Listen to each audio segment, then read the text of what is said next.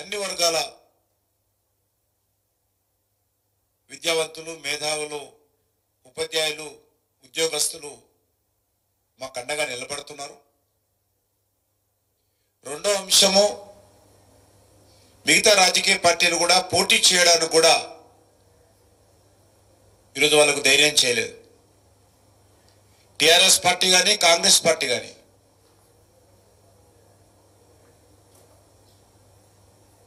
తెర వెనుక నాటకాలు ఆడుతున్నారు తప్ప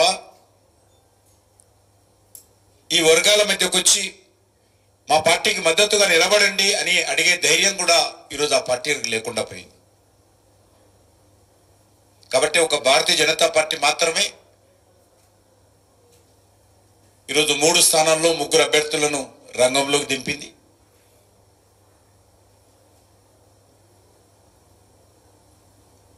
గత శాసనసభ ఎన్నికల్లో, పార్లమెంట్ ఎన్నికల్లో ప్రజలు మనం చూశాము. ముఖ్యంగా విద్యావంతులు, మేధావులు కూడా, మిగతా సామాజిక వర్గాలతో పాటు విద్యావంతులు, మేధావులు కూడా పూర్తి స్థాయిలో కేసీఆర్ నాయకత్వానికి వ్యతిరేకంగా స్పందించిన విషయాన్ని మనం చేస్తా ఉన్నాను. శాసనసభ ఎన్నికల్లో బీఆర్ఎస్ ఓడిపోవడం, పార్లమెంట్ ఎన్నికల్లో ఒక సీటు కూడా గెలవకపోవడం, అది ఇంకా స్పష్టంగా మనకు కనిపిస్తూ ఉంది. అదేవిధంగా కాంగ్రెస్ పార్టీ ఏదైతే హామీ ఇచ్చిందో ఏ ఒక్క హామీ కూడా అమలు చేయలేదు. కాబట్టి ఈరోజు ప్రజల్లో చాలా స్పష్టంగా ఉంది. కనీసము ఇప్పుడున్నటువంటి ప్రభుత్వం ఉద్యోగస్తులకు రావాల్సినటువంటి డిఏలు కానీ, లేక ఉపాధ్యాయులకు సంబంధించినటువంటి ఖాళీల భర్తీ కానీ కనీసము ఈ ప్రభుత్వం చేసే పరిస్థితి లేదు. ఉద్యోగస్తుల భర్తీ విషయంలో ఎన్నికలకు ముందు టీవీలలో, పేపర్లలో, కరపత్రాలలో ఏ రోజు ఏ ఉద్యోగాలు భర్తీ చేస్తామో 2024 ఎండింగ్ అంటే ఒక సంవత్సరం లోపల 2 లక్షల ఉద్యోగాల భర్తీకి సంబంధించినటువంటి షెడ్యూల్ కూడా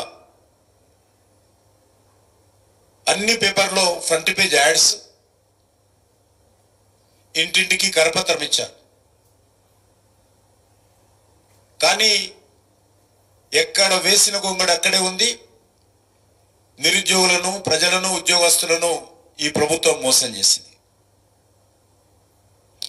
ఉన్నటువంటి ఉద్యోగస్తులకు సంబంధించినటువంటి డిఏలు గతంలో ఉన్నటువంటి టిఆర్ఎస్ ప్రభుత్వం మోసం చేసింది.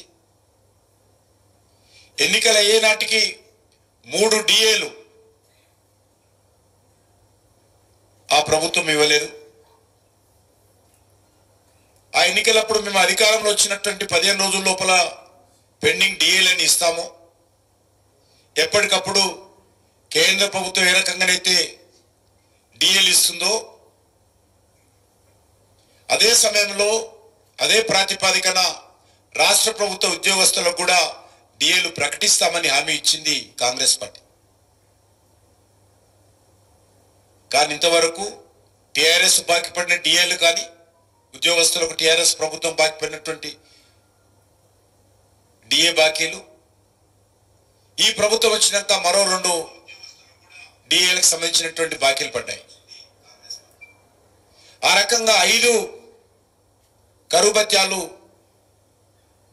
ఉద్యోగస్తులకు ఈ ప్రభుత్వం బాకీ పడిందనే విషయాన్ని సందర్భంగా మనం చేస్తున్నాం. ఇది చాలా నిర్లక్ష్యంగా వ్యవహరిస్తున్నటువంటి ప్రభుత్వ వైఖరి అని చెప్పి ఈ సందర్భంగా మనం చేస్తున్నాం. అదేవిధంగా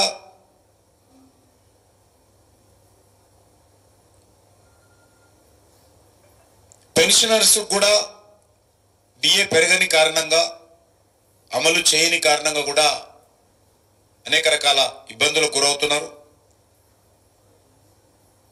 పిఆర్సి వేతన సవరణ కమిటీ ప్రతి 5 సంవత్సరాలకోసారి ఉద్యోగస్తులకు జీతాలకు సంబంధించినటువంటి వాళ్ళ సమస్యల మీద వేతన సవరణ కమిటీ ఏర్పాటు చేయాల్సినటువంటి సాంప్రదాయము చట్టబద్ధంగా కొనసాగుతుంది. కేంద్ర ప్రభుత్వం సకాలంలో వేతన సవరణ కమిటీ కాన్స్టిట్యూట్ చేసింది. గతంలో కేసీఆర్ ప్రభుత్వం ఉన్నప్పుడే పిఆర్సి కమిటీ నివేదిక ఇచ్చింది. కానీ వేతన సవరణ కమిటీ అమలు చేయాలని డిమాండ్ చేసిన కారణంగా గత బీఆర్ఎస్ ప్రభుత్వము కేసీఆర్ అనేక రకాలుగా వేధింపులకు గురి చేశాడు. ఉద్యోగ సంఘాలలో చీలికలు తీసుకొచ్చాడు. కానీ వేతన సవరణ కమిటీ ఇచ్చినటువంటి రికమెండేషన్స్ మాత్రము ఆ ప్రభుత్వం అమలు చేయలేదు. మరి కాంగ్రెస్ పార్టీ అధికారంలోకి వచ్చి సంవత్సరం పూర్తయింది, 14 నెలలు పూర్తయిపోయినాయి. ఇంతవరకు దాని మీద అతిగతి లేదనే విషయాన్ని ఈ సందర్భంగా మనం చేస్తున్నాం.